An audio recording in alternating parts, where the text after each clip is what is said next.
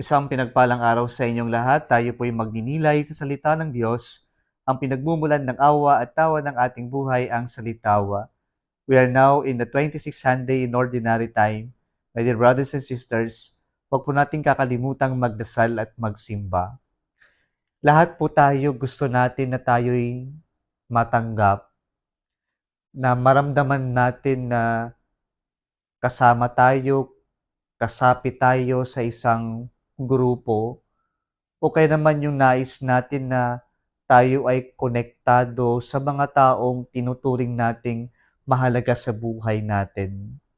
Sapagkat kapag daramdaman natin na tayo'y tanggap, tayo'y kasama o kasapi, alam natin na meron tayong kabuluhan o tayo ay kamahal-mahal. Nowadays, in just a click of button, we can easily be connected to people we would like to see, we would like to talk with. Sadly, however,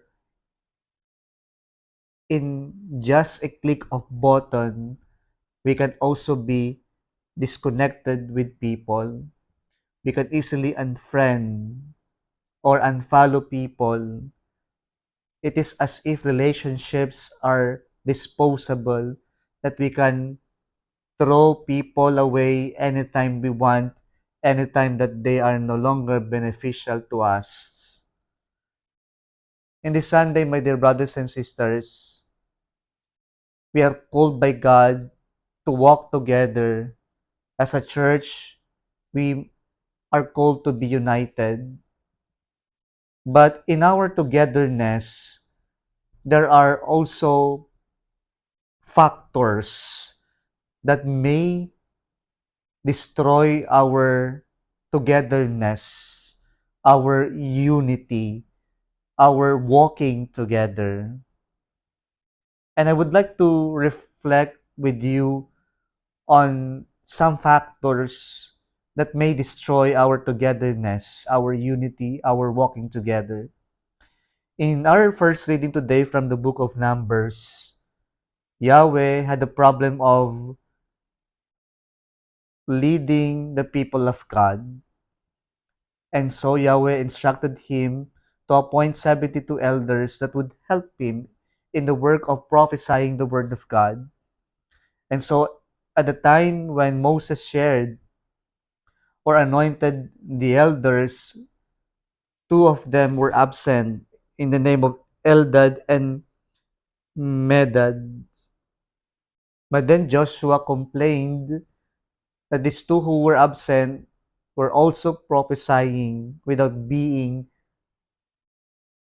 uh, anointed or without attending yung pagbibigay ng spirito para magpahayag.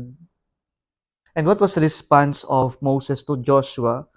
Are you jealous on my behalf? And so what destroys our togetherness, our unity, is envy. Kapag po inggit tayo, ang una pong pinagmumulan dito ay yung inumpisan nating ikumpara yung sarili natin, yung blessing ng ibang tao sa blessing natin. At makikita natin na may pagkakaiba sa tinanggap nating pagpapala sa Diyos. And so there is no point of comparing ourselves with other people. At kapag tayong nainggit, ang pinaka nakakatakot dito ay yung uumpisahan nating manira ng ating kapwa-tao.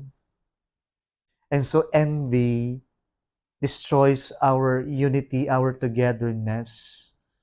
Kasi ang palagay nila ng iba ay sila lang yung may karapatan. Napakakitid ng kanilang pag-iisip na kami lang yung binayaan at wala silang karapatan. So they started complaining. At ganun din po nangyari sa ating ebanghelyo ngayon, na yung mga alagad ni Jesus ay nagpatigil ng isang nagpapalayas ng masamang espiritu gamit ang pangalan ng Panginoon. And they prevented this person because he does not belong to them, to the group of the chosen ones. Pero maganda yung paalala, mga kapatid, sa atin na na tayo ay may iisang mission lamang kaya hindi tayo dapat parang kompetensya sa isa't isa o kaya naman yung magkainggitan sa isa't isa. But we are called to collaborate, to work together. Sana tanggalin natin yung inggitan. Magkakaiba tayo ng tinanggap na blessings mula sa Diyos. Sa ating ikalawang pagbasa ngayon from the letter of St. James, dito pinapakita ni San Santiago na ang kayamanan ay hindi naman masama. Ang kayamanan ay biyaya mula sa Diyos. Pero ito'y nagiging masama kung tayo ay nagiging makasarili o nagiging ganit tayo na gusto natin atin lang ang lahat at nakakalimutan nating magbahagi sa ating kapwa.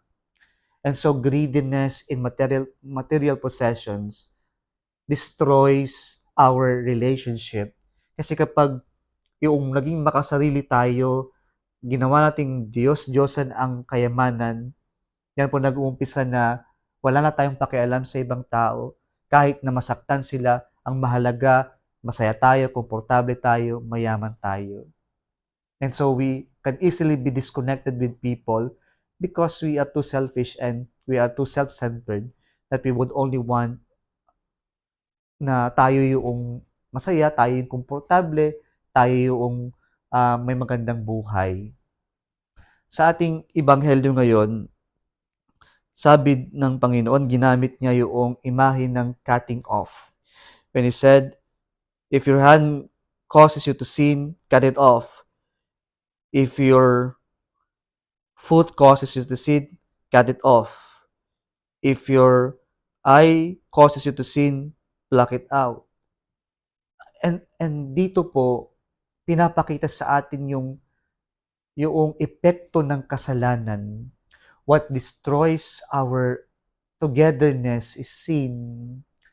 So sin does not only disconnect us from God, but it also disconnects us with other people. Kaya mali na yung pananaw lang natin ang kasalanan ng personal. Ako lang to, ako lang yung apektado. Hindi. It is also communal. Yung epekto niya ay aabot sa mga taong nasa paligid natin. Kaya kapag tayo gumawa ng kasalanan, hindi lang tayong apektado, hindi lang yung relasyon natin sa Diyos ang apektado, pero apektado rin yung relasyon natin sa ating kapwa-tao. Let me give you an example. Kapag po nagloko ang isang may asawa, hindi lang naman siya yung apektado dito. Apektado yung mga taong nasa paligid niya, lalong higit yung kanyang asawa at pamilya o mga anak. And so, really, kapag naging manhid na tayo sa kasalanan, ay nagiging malayo tayo sa Diyos at sa ating kapwa-tao. And so, sin separates us from God, and it also separates us, disconnects us uh, from other people, especially those we love. My dear brothers and sisters, we are called to walk together, and let us appreciate the need of having people in our life, that we need each other, that we can only reach heaven when we walk together, when we become a synodal church walking together, walang naiiwan o walang napang-iiwanan. Lahat o mang-iiwan, lahat tayo ay sabay-sabay maglalakad palapit sa Diyos. Kung nagustuhan mo ang video na ito, huwag kalimutang mag-like, mag-share at mag-subscribe sa Salitaw Facebook page and YouTube channel. Muli isang pinagpalang araw sa inyong lahat.